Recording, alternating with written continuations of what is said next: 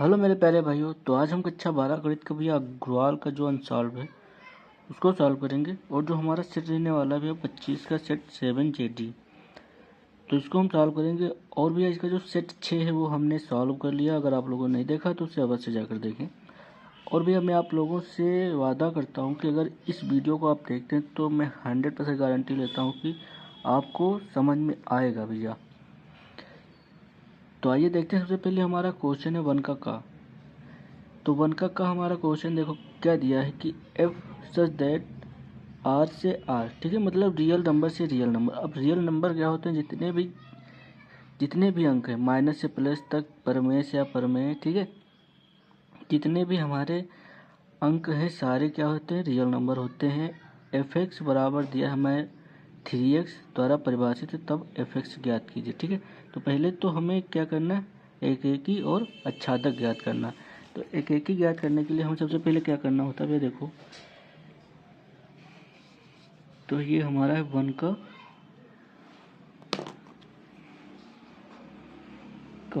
ठीक है। तो एक एकी के लिए हमें क्या करना है? तो लिख लो भैया, एक एकी के लिए, एक एकी के लिए, ठीक है। एक एकी के लिए हमें करना होता है भैया कि f x one equal to f x two, ठीक है। तो यहाँ पर भी आप क्वेश्चन उतार लेते हैं। F such that real number से रियल नंबर तक और एफ एक्स बराबर 3x दिया है, ठीक है। तो एक एकी के लिए f x one equal to f x two. अब यहाँ पर भी 1 हम रख देंगे, ये 1 और ये 1। मान लेते हैं कि यहाँ पर एफ एक्स 1 है, तो यहाँ भी क्या हो जाएगा? F x 1। यहाँ पर 2 रख देंगे तो 3x2। तो यहाँ पर हम क्या लिखेंगे? 3x1 इक्वल टू 3x2, ठीक है। एक एक ही चेक करने के लिए भैया होता है। तो 3 से 3 कैंसिल हो जाता है, तो x1 इक्वल टू x2, ठीक है। तो यहाँ पर देखो x1 और x2, मतलब इसका जो प्रतिबिंब है वो क्या है? x2 है। तो हम कह सकते हैं कि ये एकेकी है। अभी मैं आप लोगों को फिगर से समझाऊंगा, क्योंकि भैया एकेकी होने के लिए मतलब जो प्रांत का भी अवयव हो वो सह प्रांत के किसी न किसी अवयव से क्या हो? रिलेटेड हो, ठीक है, संबंध बना रहा हो। मतलब अन्य किसी से बना रहा हो, स्वयं से ना बना रहा हो, ठीक है। तो उसको हम क्या कहते हैं? एकेकी। मतलब एक के साथ में एक का रिलेशन होना चाहिए। तो आइए हम देखते हैं। ये तो हमारा एकेकी सिद्ध हो गया फॉर ऑल x1 और x2 बिलोंग टू r। मतलब x1 और x2 भी क्या है? r के अंदर है, ठीक है, r से बिलोंग करते हैं। मतलब r के मान होंगे x1 और x2, ठीक है। अब हम आच्छादक के लिए भी क्या करते हैं? आच्छादक के लिए, ठीक है, आच्छादक के लिए हमें यह करना होता है y बराबर एफ एक्स, ठीक है। तो y बराबर एफ एक्स है हमारा, और एफ एक्स का मान कितना है? 3x, ठीक है। तो x बराबर क्या आएगा हमारा? x बराबर आएगा y/3, ठीक है। इतना मान निकल कर आ गया। ये बिलोंग करेगा भैया किससे? रियल नंबर से। और जो हमारा भैया y है, ठीक है, for all y belong to r, मतलब जो y है, y के सभी मान रियल नंबर से भैया क्या करेंगे? बिलोंग करेंगे। तो जैसे अब जैसे फिगर भी है यहाँ पर देखो बना लेंगे इसका एक,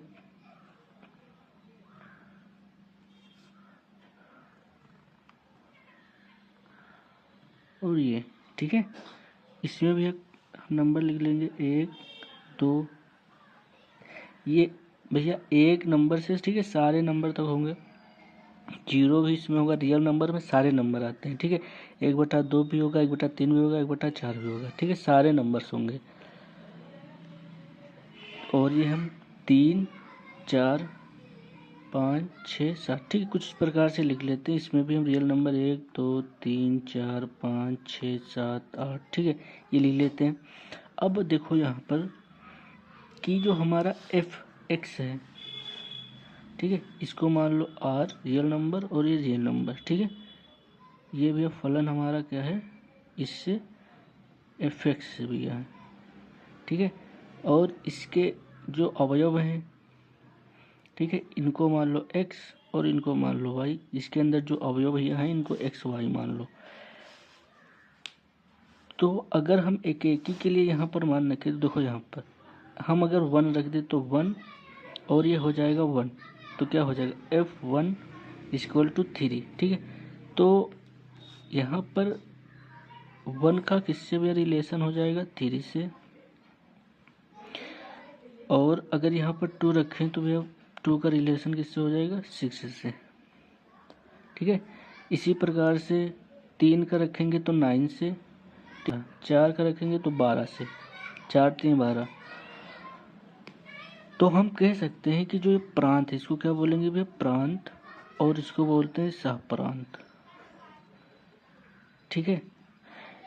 तो जो प्रांत के एलिमेंट हैं वो सहप्रांत में भैया हर एक के साथ क्या करेंगे, वो रिलेशन स्थापित करेंगे। देखो यहाँ पर एक इससे मतलब प्रांत के जो एलिमेंट है वो 1 से 2 ना स्थापित हो, ठीक है। जैसे हमने 2 से 6 किया और 2 से 3 कर लें, ठीक है, या 2 से 2 कर लें, तो ये चीज़ नहीं होनी चाहिए एक एक ही में। इसलिए वह एक एक ही में क्या होना चाहिए, एक के साथ में एक का ही संबंध होना चाहिए, तो उसे क्या कह सकते हैं, एक एक की कह सकते हैं, ठीक है। तो ये क्या हो जाएगा हमारा एक एक की हो जाएगा। अब देखते हैं आच्छादक। आच्छादक में यहाँ पर समझो कि जैसे भैया हमने y यहाँ पर 3 रखा या y यहाँ पर 1 रखा, तो y जब 1 रखेंगे तो x का मान कितना आएगा 1/3, ठीक है। तो y का मान 1 रखा तो यहाँ पर क्या होगा 1/3 के बीच में यहाँ पर होगा भैया x में 1/3 होगा कि नहीं होगा, जैसे हमने y का मान 1 रखा, ठीक है। तो यह किससे हो जाएगा, इससे संबंधित होगा। इसी प्रकार से अगर हम 2 रखेंगे तो ये दूसरे से संबंधित होगा, ठीक है। तो हम कह सकते हैं कि जो सहपरांत के एलिमेंट है, ठीक है, सहपरांत के जितने भी अवयव हैं उनका पूर्व प्रतिबिंब भैया किस में बनेगा, डोमेन में बनेगा, प्रांत में बनेगा, ठीक है।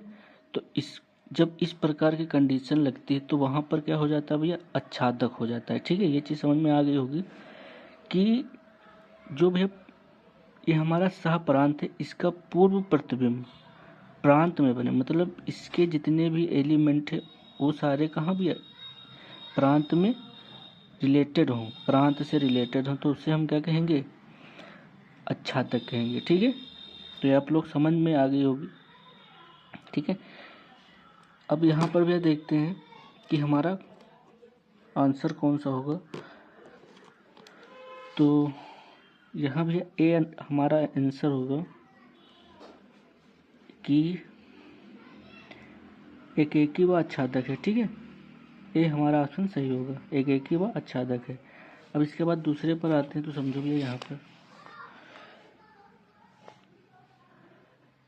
x इतना है, y इतना है, f प्रतिचित्रण इस प्रकार दिया है कि एफ ए बराबर 2 है, एफ बी बराबर 3 है और एफ सी बराबर 1 है। तो ज्ञात कीजिए कि इसका मान भी कितना होगा, ठीक है। तो सारे हमें मान दिए हुए हैं, तो आइए से सॉल्व करते हैं भैया। अब जैसे हमारा क्वेश्चन दिया हुआ है, ठीक है, क्वेश्चन को आप जब समझेंगे तो आपको बहुत ईजी लगेंगे। देखो यहाँ पर खा नंबर हमें दिया क्या है भैया, x दिया है, a b और ये c, ठीक है, और y दिया हुआ है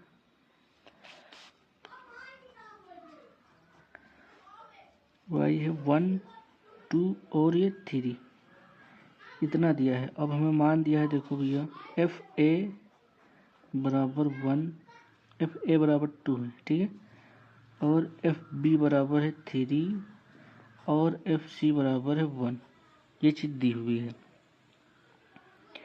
अब जैसे भैया हम इसका फिगर बनाएं, देखो यहाँ पर अगर आप लोग फिगर से बहुत अच्छे से आपको समझ में आएगा।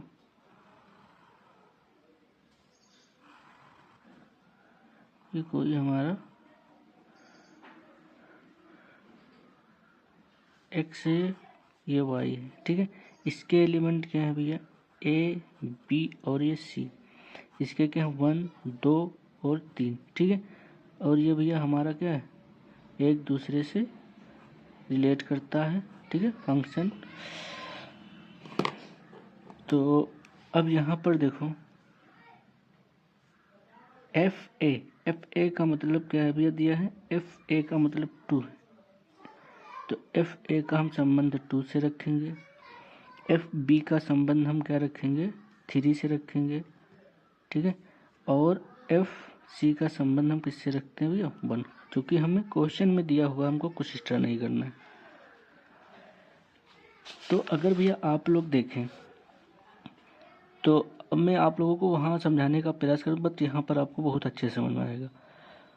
हर किसी मतलब ये प्रांत है, ये सह प्रांत है, ठीक है। मतलब प्रांत का हर एक अवयव किससे, सह प्रांत में किसी न किसी से इमेज बना रहा है, प्रतिचित्रण बना रहा है, ठीक है, किसी न किसी से रिलेशन है। तो इसको हम क्या कह सकते हैं कि हर एक अवयव अपने हर एक अवयव अलग अलग से क्या कर रहा है कि संबंध है और अकेला संबंध है, ठीक है। तो उसे हम क्या कहेंगे, एक एक ही कहेंगे। समझ में आ रहा है कि नहीं समझ में, मतलब अलग अलग संबंध, एक से संबंध एक एक ही संबंध होता है, ठीक है। और आच्छादक का भी मतलब ये होता है कि हर मतलब सह प्रांत का एक मतलब प्रांत में एक पूर्व इमेज है, ठीक। इसकी इमेज क्या है, सी है, इसकी इमेज क्या है, ए है, और इसकी इमेज क्या है, बी है। समझ में आ रही कि नहीं बात, समझ में। तो जो सह प्रांत की पूर्व इमेज अगर इसमें मिले तो उसको हम क्या कहते हैं भैया, आच्छादक कहते हैं। तो ये हमारा एकेकी है और आच्छादक भी है, ठीक है। अब इसके बाद आते हैं, अब जब एकेकी और आच्छादक होंगे तो भैया वहाँ पर आपको एक थर्ड ऑप्शन और मिलेगा कि 2 आधारी होंगे। जब एकेकी और आच्छादक होंगे तो 2 आधारी भी होंगे, ठीक। कभी कभी क्वेश्चन में ये भी दे देगा। तो इसको हम सॉल्व करते हैं भैया।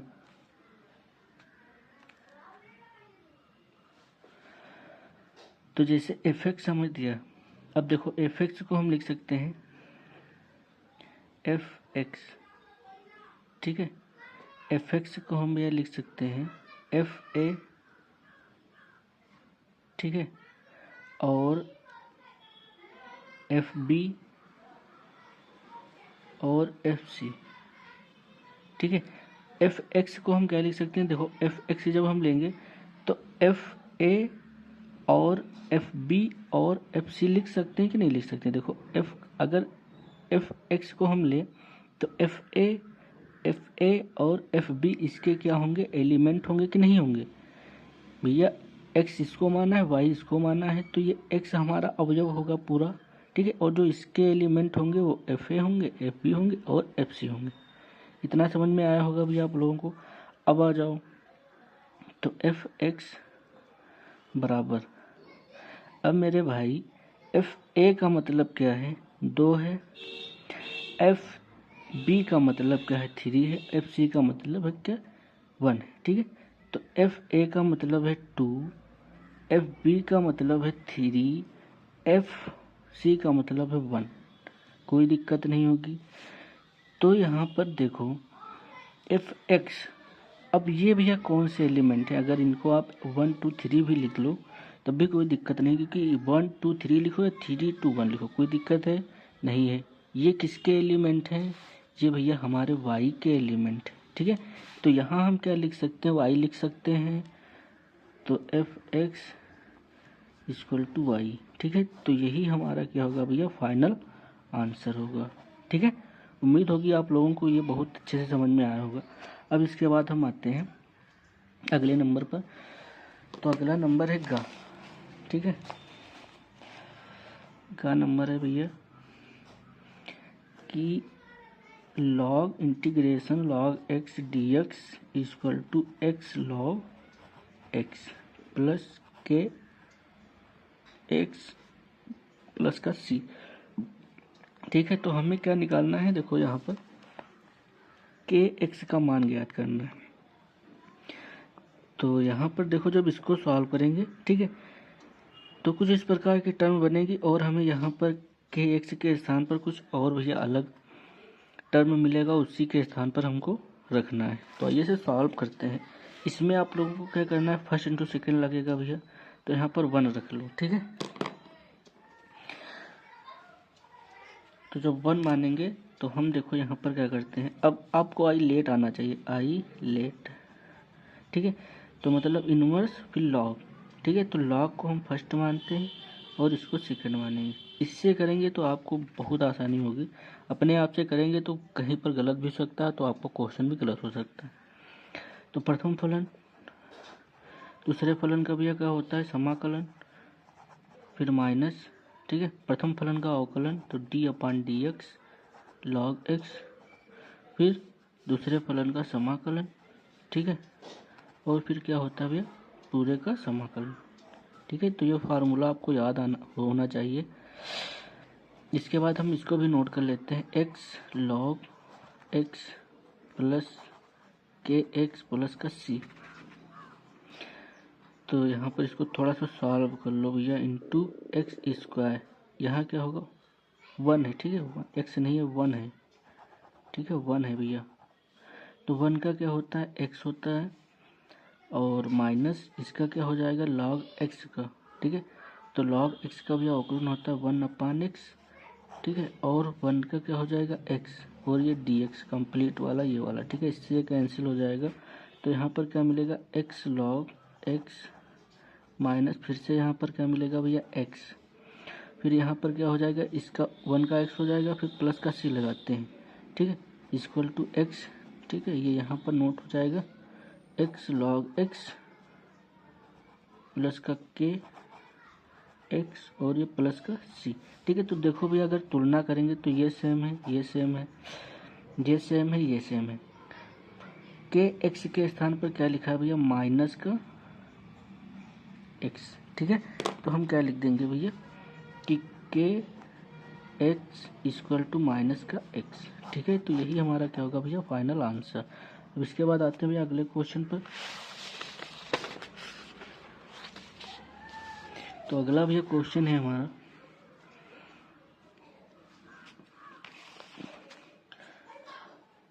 क्या लिखा है भैया, 5 कोटि वाले किसी अवकल समीकरण के व्यापक हल में उपस्थित स्वच्छ अचरों की संख्या, ठीक है। तो 5 कोटि वाले, कभी कभी कोटि घात का भैया क्वेश्चन पूछता है, कभी कभी इस प्रकार का क्वेश्चन देता है।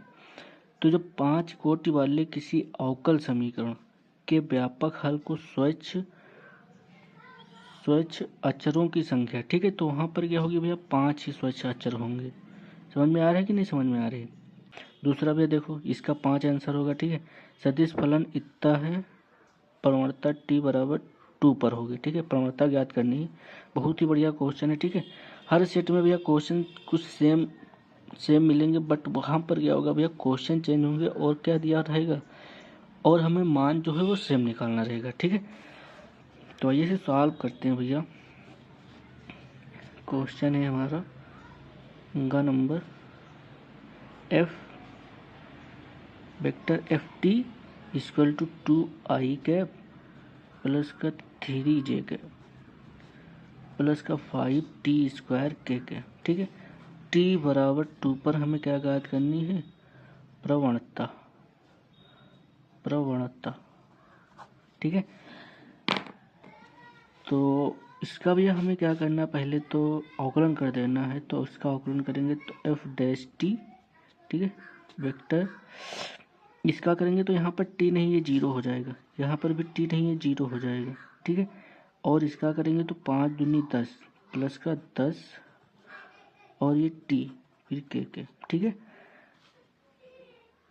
अब हमें क्या करना है, टी बराबर 2 पर प्रवणता, तो इसको पहले लिख लो भैया, बराबर 10t के।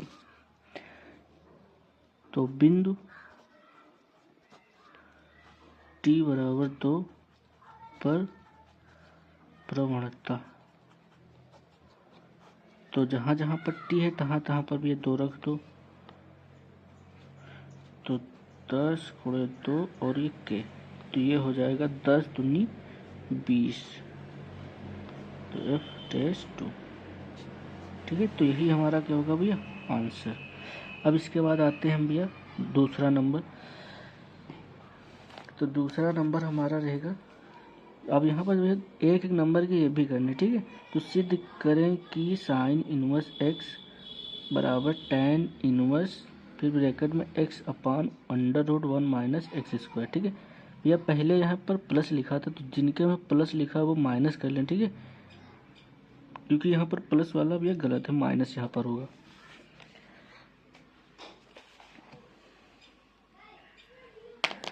तो आइए इसे सॉल्व करते हैं भैया दूसरे का नंबर। तो साइन इनवर्स एक्स बराबर tan इनवर्स फिर ये ब्रैकेट में x अपान 1 माइनस एक्स स्क्वायर, और ये भैया क्या है रूट।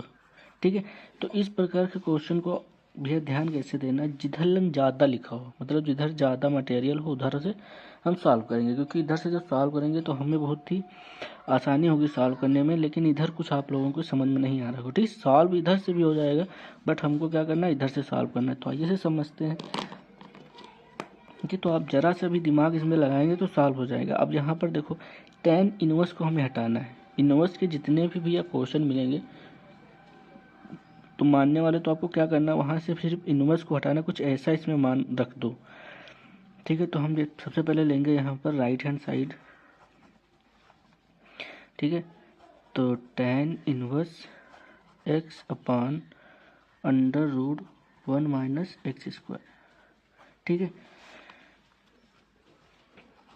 तो अब हम x के स्थान पर भैया ले रहे हैं साइन थीटा। अब थीटा का मान अगर निकालेंगे तो इनवर्स इधर आ जाएगा साइन का। ठीक है, तो थीटा बराबर क्या हो जाएगा साइन इनवर्स एक्स। यहाँ तक कोई दिक्कत नहीं होगी। तो आइए इसे सॉल्व करते हैं। tan इनवर्स एक्स के स्थान पर कितना है साइन थीटा और √1 माइनस साइन स्क्वायर थीटा। ठीक है, अब यहाँ पर आप लोगों को पता होगा 1 माइनस साइन स्क्वायर थीटा भी एक फार्मूला होता है, sine theta 1 minus sine square theta होता है कॉस स्क्वायर थीटा। ठीक है, तो सारे फार्मूले आप लोगों को पता होने चाहिए। अब इसके बाद देखो स्क्वायर से रूट हट जाता है, तो tan इनवर्स और ये sine theta upon cos theta. ठीक है, तो साइन और ये कॉस क्या हो जाता है tan, तो tan इनवर्स और ये हो जाएगा हमारा tan थीटा। अब यहाँ से देखो tan इनवर्स और tan थीटा हट जाएगा तो थीटा यहाँ पर मिलेगा। ठीक है, मिलेगा कि नहीं मिलेगा, तो यहाँ से हम लिख देंगे भैया इसको थीटा। अब थीटा का मान कितना है भैया, यहाँ से रखेंगे साइन इनवर्स एक्स, तो साइन इनवर्स एक्स, तो हम लिख देंगे left hand side equal to right hand side. हमारा क्या हो गया भैया, प्रूफ हो गया। ठीक है, तो इस प्रकार से हम क्वेश्चनों को सॉल्व करेंगे। अब आते हैं भैया अगले क्वेश्चन पर, क्वेश्चन नंबर खा। देखते हैं दूसरे का खा नंबर। ठीक है, तो खा नंबर है ए दिया है अनुदिश मात्रक सदिश। ठीक है, अनुदिश मात्रक सदिश का या मात्रक सदिश का। ठीक है, फार्मूला क्या सेम लगेगा, तो आइए समझते हैं। अब जैसे भैया हमें दिया है वेक्टर ए, दूसरे का खा नंबर है वेक्टर ए दिया है 2i प्लस का 3j प्लस का k। ठीक है, अनुदिश मात्रक सदिश के या मात्रक सदिश के, आपको एक ध्यान में चीज़ आनी चाहिए कि अगर जैसे दिया है तो a का कैप हो जाएगा वेक्टर ए का भैया मापांक ए। ठीक है, माड ए इसको कहते हैं। ठीक है, तो ये आपके दिमाग में आ जाना चाहिए तुरंत, तो हमको इससे पता लगेगा कि क्या क्या ज्ञात करना है, क्या क्या हमें नहीं ज्ञात करना है। तो अब हमें ए तो पता ही है, तो हमें क्या इसका परिमाण निकालना है, तो इसका परिमाण निकालेंगे। तो वेक्टर ए और ये अंडर रूट में भैया निकाला जाता है 2 स्क्वायर, जो भैया गुणांक होगा आई जे के का। ठीक है, 3 का स्क्वायर प्लस का 1 का स्क्वायर, तो ये कितना हो जाएगा भैया 4, 9 और 1। ठीक है, तो 9 और 1 10 और 4 14, ठीक है। तो ये हमारा क्या हो जाएगा, मॉड ए। अब हम क्या लिखेंगे भैया कि ए के अनुदिश मात्रक सदिश, ठीक है। तो वेक्टर ए के अनुदिश मात्रक सदिश, ठीक है। तो ये हो जाएगा हमारा A cap equal to vector A upon mod, ठीक है। इसका मान रख दो भैया, यहाँ पर कुछ नहीं करना है आप लोगों को, सिर्फ मान रखा कर रखना है 2 + 3i + एक, ठीक है। तो 2i प्लस का 3j प्लस का k और यहाँ भैया 4t, ठीक है। तो अगर इसको आप अलग करके लिखना चाहते हैं तो लिख लो, नहीं तो यहीं तक ही इसका आंसर, क्योंकि भैया क्वेश्चन 1 नंबर में ज़्यादा टाइम ना वेस्ट करें तो ज़्यादा सही रहेगा, ठीक है। अब आते हैं भैया अगले क्वेश्चन पर।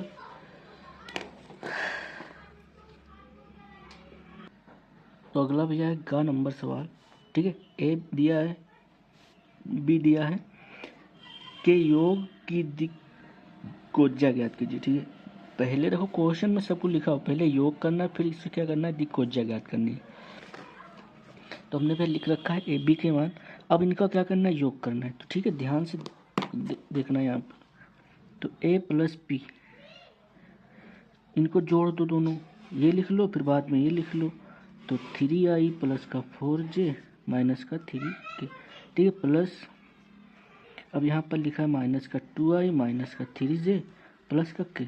तो जैसे भैया सिंपल जोड़ते घटाते वैसे जोड़ना, प्लस का 3 है माइनस का 2 है, तो भैया क्या बचेगा, i बचेगा, प्लस का 4 है माइनस का 3 है, तो यहाँ पर भैया मिलेगा हमें प्लस का j, माइनस का 3 है और यहाँ पर है भैया k, तो यहाँ पर माइनस का 2k, ठीक है। यहाँ तक कोई दिक्कत नहीं होगी। तो ये a vector plus b vector मिल गया। अब हमें क्या करना है, दिक्कुज्या। तो आपको ध्यान होगा भैया कि इसको अगर हम मान ले, क्या इसको मान ले अगर ए बी का हमें परिमाण ज्ञात करें, ठीक है, या जैसे भैया फार्मूला होता है दिक्कुज्या के लिए, L बराबर होता है a अपान √a² प्लस का b² प्लस का c², ठीक है। और भैया कहीं तो ये भी लिखा होता है L बराबर i का गुणांक बटे मापांक, ठीक है। तो ये इसी प्रकार से लिखा, ये i का गुणांक है और ये क्या लिखा हुआ है, मापांक या परिमाण, ठीक है। तो आइए अब इसको हम सॉल्व करते हैं। तो L M N होती है हमारी क्या, दिक्कुज्या, ठीक है। तो पहले एक को हम सॉल्व कर लेंगे, फिर उसी प्रकार से हम लिख लेंगे। तो ये भैया क्या है, ये i का गुणांक है, तो यहाँ 1 है, ठीक है, 1 लिख लो। फिर ये a है, ये b है, ये c है, ठीक है।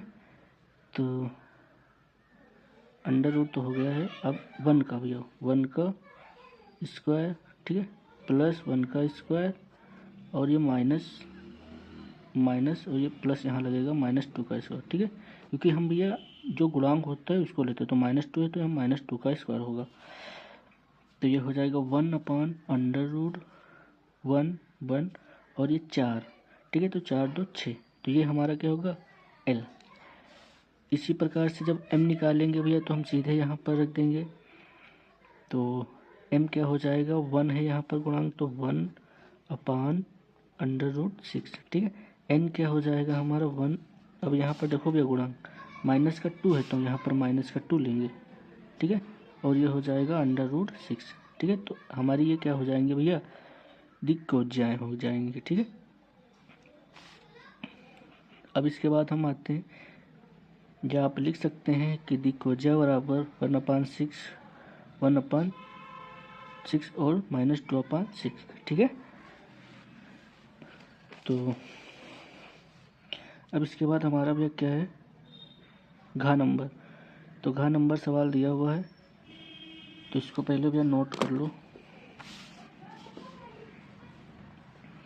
तो F सच दैट R से भैया R, ठीक है, तथा G such that real number से R तक, ठीक है, क्रमशः fx बराबर दिया है, fx बराबर कॉज एक्स और जी एक्स बराबर दिया है 3x²। ठीक है, बहुत ही बढ़िया क्वेश्चन है। हमें ज्ञात क्या करना है, गॉफ। ठीक है, तो यहाँ पर लिख दो गॉफ। ठीक है, तो अगर गॉफ कहे तो भैया गॉफ, अगर फॉग कहे तो फॉग। ठीक है, सेम टू वही करना है जो भैया इसमें हम करेंगे। ठीक है, कभी कभी गॉफ पूछता है, कभी कभी फॉग पूछता है। ठीक है, तो ये चीज़ आपको ध्यान रखनी है कि हमें सेम प्रोसेस होगा। ठीक है, कुछ नहीं करना है, तो जो चीज़ ज्ञात करने को कहे आप वो चीज़ सॉल्व कर लें।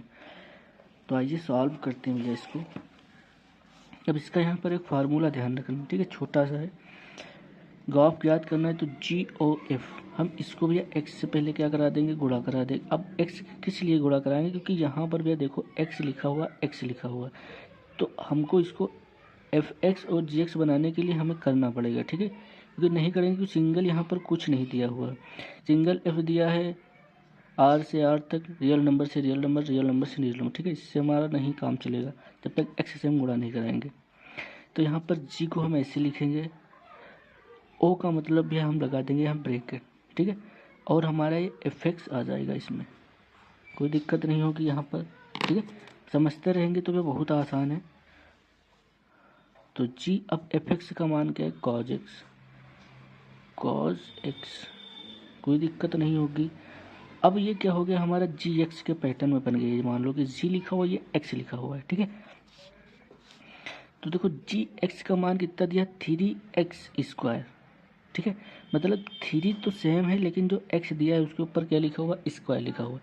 तो g के स्थान पर 3 तो सेम है, मतलब g और 3 सेम लिखा हुआ है, लेकिन जो x है इसका क्या हो गया है, स्क्वायर हो गया। तो इसी प्रकार से हम g के स्थान पर 3 लिखेंगे और जो x दिया है इसका हम कर देंगे स्क्वायर। कोई दिक्कत नहीं होगी यहाँ पर, वेरी इजी भैया क्वेश्चन है। ठीक है, तो ये हमारा क्या हो जाता है, इसका आंसर हो जाता है। ठीक है, वेरी इजी है भैया। ठीक है, अब आते हैं हम इसके बाद अगले क्वेश्चन पे। तो अगला भैया क्वेश्चन हमारा है, यदि दो पासे एक साथ फेंके जाएं तो योगफल 8 आने की प्रायिकता ज्ञात कीजिए। ठीक है, तो बहुत ही बढ़िया क्वेश्चन है ये भी।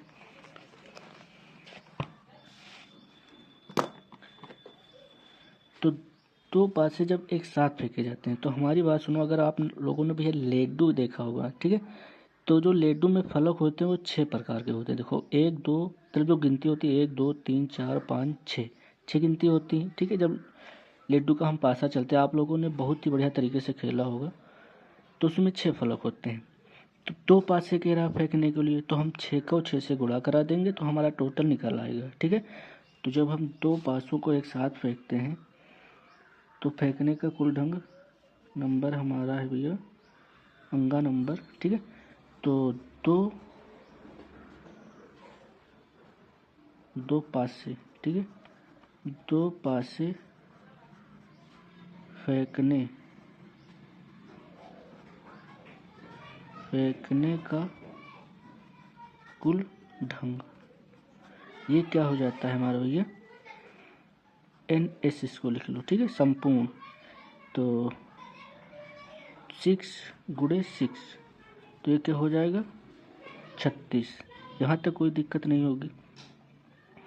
अब यहाँ पर समझना, अब हमें क्या कह रहा है कि 8 दो पासे एक साथ फेंके जाए कि योगफल 8 आने की प्रायिकता।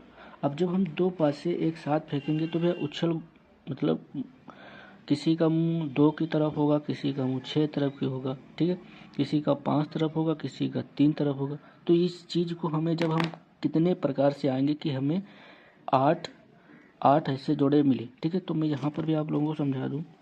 देखो यहाँ पर साइड में मैं लिख लेता हूँ, 1 2 3 4 5 6। ठीक है, ये हो गया। अब हम जैसे भी साथ में उछाले तो 1 2 3 4 5 6, तो पहले हम भैया 1 को लेंगे। ठीक है, तो 1 जब हमारा ऊपर जाएगा तो अब इसको जोड़ेंगे तो 1 से नहीं जुड़ेगा, अगर जोड़े तो भैया किसी में 8 नहीं आ रहा है। ठीक है, 2 को जोड़ेंगे तो ये इससे नहीं आएगा, तो 5 6 2 8। ठीक है, तो हम यहाँ पर लिख लेते हैं 2 6। ठीक है। जब ये जुड़ेगा तो भैया ये जब साथ में आएगा तो कितना हो जाएगा, 8 हो जाएगा। इसी प्रकार से 3 5 3 8 ये दूसरा हो जाएगा 3 का 5 से। इसी प्रकार से 4 का 4 से हो जाएगा, फिर 5 का 3 से हो जाएगा और 6 का 2 से हो जाएगा। ठीक है, तो 1 2 3 4 5, तो 5 इस प्रकार से भैया इस प्रकार से आएंगी, घटना होंगी कि वहाँ पर भी 5 प्रकार से 8 हमें मिलेगा। ठीक है, ये चीज़ समझ में आ रही होगी। तो समझो यहाँ पर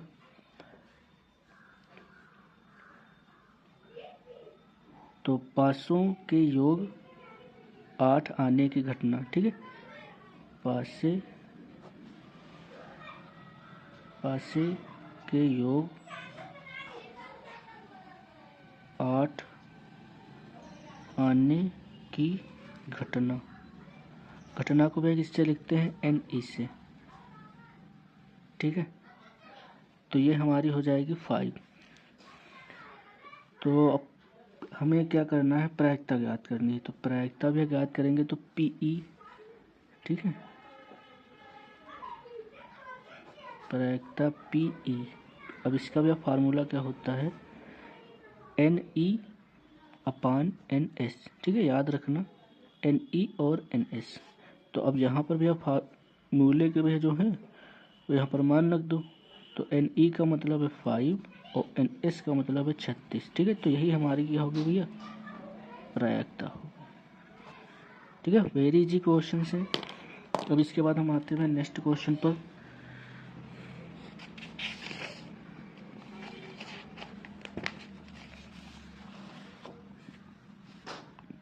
का नंबर। ठीक है, यदि बिंदु इतना बिंदु A और B के स्थित सदिश। ठीक है, स्थित सदिश मतलब OA और OB दिया है, तो सरल रेखा AB की दिशा में मात्रक सदिश ज्ञात कीजिए।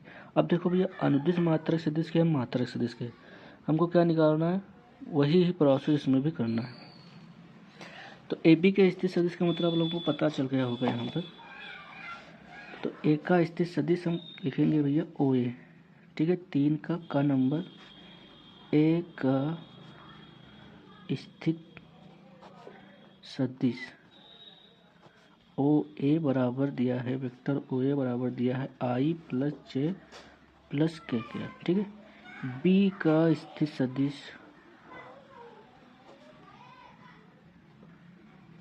OB वो दिया है हमारा 2I + का 5J, और यहाँ पर भी K नहीं दिया है, तो K को हम लिखेंगे 0K। कोई दिक्कत? अब इसलिए हम लिख रहे हैं कि हमें जोड़ने घटाने में आसानी मिले। ठीक है, तो अब हमारा वेक्टर AB क्या होता है, तो हम वेक्टर AB को भैया लिखते हैं OB - OA। तो यहाँ पर OB क्या है भैया, ये वाला 2I + का 5J + का 0K, फिर माइनस। अब माइनस से भी जब माइनस यहाँ पर लगा है, ब्रैकेट खोल देंगे तो सारा माइनस हो जाएगा। तो माइनस का I - का J - का K। ठीक है, घटा दो, 2 में से 1 जाएगा तो 1 बचेगा, 5 में से 1 जाएगा तो भैया 4 ही बचेगा, और इस 0 में से 0 जाएगा तो माइनस का K ही बचेगा। ठीक है, यहाँ तक कोई दिक्कत नहीं। अब अगर ये हमारा A है पूरा टोटल, ठीक है, तो इसके अनुदिश मात्रक सदिश क्या होगा, AB कैप बराबर AB/mod A। ठीक है, तो इसका भैया देखो यही तो बनेगा फार्मूला, AB कैप बराबर AB वेक्टर अपान मापांक AB या mod AB। ठीक है, ये मिलेगा कि नहीं, अनुदिश मात्रक सदिश कह रहा है तो हमें यही फार्मूला लगाना है। तो अब हमें क्या निकालना पड़ेगा, AB का मापांक। तो AB का जब मापांक हम यह निकालेंगे तो √1 का स्क्वायर प्लस का 4 स्क्वायर प्लस फिर माइनस का 1 स्क्वायर। ठीक है, तो ये 1 और ये 16 और ये प्लस का 1, तो ये हमें मिलेगा 16 2 18। ठीक है, ये मिल गया। अब इसका अगर हम वर्गमूल ले रहे हैं तो वर्गमूल हमें मिल रहा है 3 त्रिक का 9 9 दूनी 18। ठीक है, तो 3√2 ये इसका वर्गमूल मिल रहा है। तो अब हम क्या लिखेंगे, ए बी की दिशा में मात्रक सदिश। ठीक है, आपको कुछ नहीं यहाँ से लिखना है भैया। तो ए बी की दिशा में मात्रक सदिश, तो ए बी की दिशा में मात्रक सदिश या ए बी के अनुदिश मात्रक सदिश सिर्फ यही लिखना है बस लाइन। ठीक है, तो हम लिख देंगे ए बी के वेक्टर ए बी की दिशा के अनुदिश लिख दो या भैया मात्रक सदिश सीधे लिख दो। ठीक है, अनुदिश मात्रक सदिश। ठीक है, तो मात्रक सदिश लिखेंगे तो ए बी के बराबर, अब a b vector a b और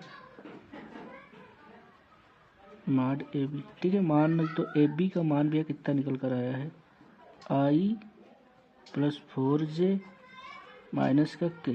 ठीक है, अपान 3√2। ठीक है, अब इसको चाहे तो इसके भैया अपान में अलग अलग लिख सकते हैं, नहीं तो आप यहीं तक आंसर। ठीक है, अब इसके बाद आते हैं हम अगले क्वेश्चन पर।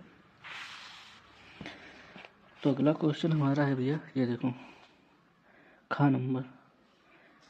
संबंध आर इस प्रकार पता है कि आर इतना इतना इतना, तब R inverse o R inverse ज्ञात कीजिए। ठीक, वेरी इजी क्वेश्चन से भैया, गा नंबर है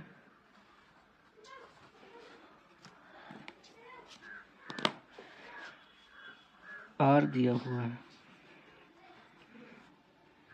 4,5 1,4 और 4,6 7,6 और 3,7। ठीक है, ये दिया है, ज्ञात क्या करना है, R inverse o R inverse. ठीक है, ये चीज़ हमें ज्ञात करनी है। तो आइए अब इसे सॉल्व करते हैं। तो अगर आर इनवर्स को हम मतलब आर को आर इनवर्स करें तो क्या करना है यहाँ पर, देखो अब यहाँ पर भी इनवर्स का मतलब अपान में नहीं, इसका मतलब है कि 4 और 5 को क्या करना है, आगे पीछे कर देना है। ठीक है, अब 5 आगे आ जाएगा, 4 पीछे चला जाएगा, तो हम लिखेंगे आर इनवर्स इक्वल टू 5,4। ठीक है, फिर 4,1 और फिर 6,4 फिर 6,7 और फिर 7,3। तो ये हमारा भैया हो गया इनवर्स में। अब यहाँ पर आ जाओ, अब हम एक जैसे भैया पहला अपना लेते हैं ये 5,4 को। ठीक है, तो जब हमने 5 और 4 लिया, बात को समझना है यहाँ पर। अब हमें ज्ञात करना है R inverse o R inverse, पर इसलिए हमने आर इनवर्स लिखा। तो हम सबसे पहले लेंगे भैया 5,4। तो 5,4 लिया, किससे बिलोंग करता है, आर इनवर्स से बिलोंग करता है। अब इसके बाद हम लिखेंगे भैया यहाँ पर तथा। ठीक है, तथा अब एक चीज़ ध्यान रखना कि 5,4 लिखा हुआ, अब जो इसका लास्ट वाला जो है, अगर भैया वही अंक जिस भी भैया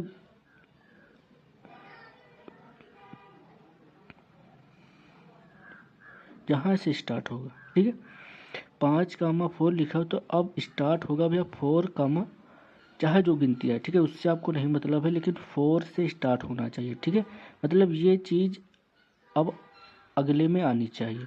तो यहाँ पर भैया हम लिखेंगे 4,1। समझ रहे कि नहीं समझ रहे, मतलब लास्ट वाली चीज़ क्या होनी चाहिए, सेम। इसका लास्ट और इसका पहला क्या होना चाहिए, सेम होना चाहिए। ठीक है, ये भी बिलोंग कर रहा है आर इनवर्स से, तो इम्प्लाइज दैट लिखेंगे और ये लिखेंगे भैया 5। अब यहाँ पर इसको छोड़ देंगे, 5,1 लिख लेंगे। ठीक है, और ये बिलोंग कर रहा है R inverse o R inverse. ठीक है, मतलब ये भी आर इनवर्स से बिलोंग कर रहा है और ये भी आर इनवर्स से बिलोंग कर रहा है, तो ये आर इनवर्स और ओ या ऑफ का, ठीक है, से बिलोंग कर रहा है 1। ठीक है, आर इनवर्स से। अब इसके बाद आते हैं, अब हम दूसरा लेंगे। ठीक है, तो यहाँ पर लेंगे 6,4। तो 6,4 जब हमने लिया ये बिलोंग कर रहा है आर इनवर्स से, तथा अब हम वही लेंगे जिसमें 4 आए। तो भैया 4 किसी में नहीं आ रहा, सिर्फ इसमें आ रहा है, तो 4,1 belong to R inverse, that implies ये क्या हो जाएगा 6,1। ठीक है, तो 6,1 और ये बिलोंग कर रहा है आर इनवर्स और ये ओ आर इनवर्स। ठीक है, इसी प्रकार से 4 हो गया, ये वाला हो गया, अब इसको लेंगे। ठीक है, तो 6,7 बिलोंग टू आर इनवर्स, तथा अब यही लेंगे जो इसके लास्ट में है, तो 7,3 है belong to R, that implies 6 नहीं है। तो अब देखो ये वाला और ये वाला छोड़ देंगे तो 6 और ये 3 बचेगा, तो 6,3। ठीक है, तो belong R inverse o R inverse. ठीक है, तो हमारा आर इनवर्स और ओ आर इनवर्स क्या बनेगा भैया 5,1 6,1 6,3। ठीक है, तो यही हमारा भैया क्या होगा आंसर। वेरी इजी क्वेश्चन था, कुछ नहीं था। अब इसके बाद आते हैं भैया घ नंबर पर।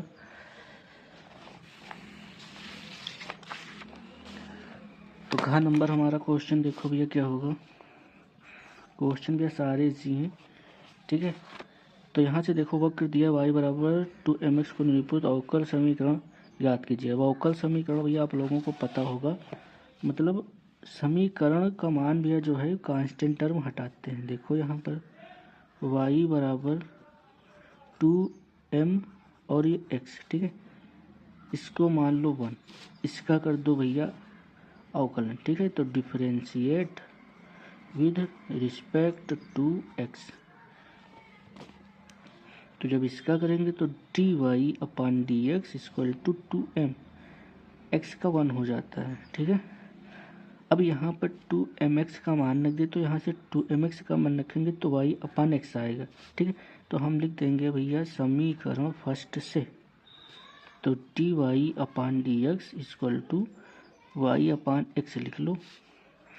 ये हो जाएगा x dy/dx equal to y, फिर भैया x dy/dx और इसको इधर पक्षांतर कर दोगे तो माइनस का y हो जाएगा इक्वल टू 0। यहाँ तक भैया कोई दिक्कत नहीं होगी, यही हमारा फाइनल आंसर होगा। ठीक है, तो बस आपको थोड़ा थोड़ा कैलकुलेशन फास्ट रखना है और कुछ नहीं करना। ठीक है इसमें। अब इसके बाद आइए घ नंबर सवाल। बहुत ही बेहतरीन सवाल है, समझने वाला है। ठीक है, तो घ नंबर सवाल कह रहा है कि ए दिया गया है, ए दिया गया है, लिख लो भैया 3√3 2 4 2 0, और बी दिया गया है 0 0 1/2 1/4 0 1/8 दिया गया है। इसका क्या निकालना है डिटर्मिनेंट। ठीक है, 1 होना चाहिए, जहाँ c बराबर है a परिवर्त और फिर परिवर्त का परिवर्त। ठीक है, इंटू b, मतलब इसको जब सॉल्व करेंगे तो ये चीज़ हमें मिलेगा। जब ये चीज़ मिलेगा तो इसका डिटर्मिनेंट निकालेंगे तो 1 आना चाहिए। ये चीज़ हमें करनी है यहाँ पर। तो मेरे प्यारे भाइयों, आपको यहाँ पर ध्यान क्या देना है कि a परिवर्त का परिवर्त हम निकालें तो वो c आए और c का डिटर्मिनेंट 1 आए। तो आपको यहाँ पर भैया एक चीज़ ध्यान होगी, अगर आप लोगों ने अव्यूह पढ़ा है तो, नहीं पढ़ा है तो यहाँ पर देखो भैया कि a परिवर्त का परिवर्त भैया a ही मिलता है। ठीक है, a परिवर्त का परिवर्त का मिलता है, a ही मिलता है। तो यहाँ पर हम लिख देंगे, या लिख देंगे हम जानते हैं, वी नो दैट। ठीक है, कोई दिक्कत नहीं। अब यहाँ पर आ जाते हैं अपने सॉल्यूशन पर भैया। तो c बराबर a परिवर्त का परिवर्त इंटू b, तो इसको हम लिख लेंगे, जब हमने a लिखा तो इसका मान हम उतार लेंगे। तो 3√2 और 2 4 2 0 बी का मान कितना है 0 0 1/2 1/4 0 1/8। अब इसका हमें कराना है गुणा। तो भाइयों यहाँ पर देखो 2 रो है 3 कॉलम है, यहाँ पर भैया 3 क्या है रो है और 2 कॉलम है, ठीक है। तो यहाँ पर जब गुणा कराएंगे तो एक चीज़ ध्यान रखेंगे कि भैया इसका के पहले का कॉलम और दूसरे का रो, ठीक है, समान होनी चाहिए, इक्वल होनी चाहिए, तब भी गुणा पॉसिबल है। और जो हमें भैया मिलेगी मैट्रिक्स वो 2 क्रॉस 2 के भी मिलेगी, ठीक है। तो कभी कभी आप लोगों से ये भी पूछ लेता है कि क्यों यहाँ पर क्यों लिख देगा या PR लिख देगा, जो भी लिख दे आप देखना कि ये चीज़ इक्वल है कि नहीं, ठीक है। C और R इक्वल होगी और हमें जो मैट्रिक्स मिलेगी वो 2 क्रॉस 2 की मिलेगी। तो ऑब्जेक्टिव में भैया आता है क्वेश्चन, तो आइए सॉल्व करते हैं। अब तो भैया आप लोगों को गुणा करना पता होगा पहली रो का पहले कॉलम के साथ। तो इसका जब गुणा कराएंगे तो 0 हो जाएगा और ये +0 हो जाएगा। यहाँ पर मिलेगा भैया +2 × 1/2। फिर इसका भैया इसके साथ में कराएंगे तो यहाँ पर मिलेगा 3 × 1/4 प्लस इसका कराएंगे 0 हो जाएगा। इसका गुणा कराएंगे तो भैया +2 × 1/8, ठीक है। गुणा बहुत ही सावधानी से कराना है, नहीं तो भैया गलत हो जाएगा। ये 0 से गुणा होगा 0, ये 0 से गुणा होगा 0 और ये 0, ठीक है। तो सारे भैया अवयव कितना मिले हमें 0 मिले। इसका गुणा कराएंगे तो भैया 4 का 1/4 हो जाएगा। इसका गुणा कराएंगे तो 0 हो जाएगा। इसका गुणा कराएंगे तो 0 हो जाएगा। अब भैया आगे सॉल्व कर लो, ये इससे कैंसिल होगा तो 1 मिलेगा और यहाँ पर भी ये इससे कटेगा तो भैया यहाँ 4 मिलेगा, तो यहाँ पर 3। अब जैसे यहाँ पर हम इसको अलग सॉल्व कर लें भैया तो 3/4 प्लस का 1/4, ठीक है। तो हर समान है तो 3 1 4 जुड़ेगा और 4 नीचे होगा तो 4 1 4, यहाँ 1 मिलेगा। यहाँ आ गए 0 मिलेगा और इससे कैंसिल होगा तो भैया 1 मिलेगा, कोई दिक्कत नहीं। अब इसका हम डिटर्मिनेंट निकालेंगे तो C का डिटर्मिनेंट निकालेंगे तो भैया इसका इससे गुणा होता है तो मिलेगा हमें 1 और इसका इससे गुणा होगा तो माइनस का मिलेगा 0, ठीक है। तो C का डिटर्मिनेंट क्या होगा 1, जो कि भैया आंसर आ रहा है। तो इसको हम लिख देंगे प्रूफ, ठीक है। तो यही हमारा क्या होगा आंसर।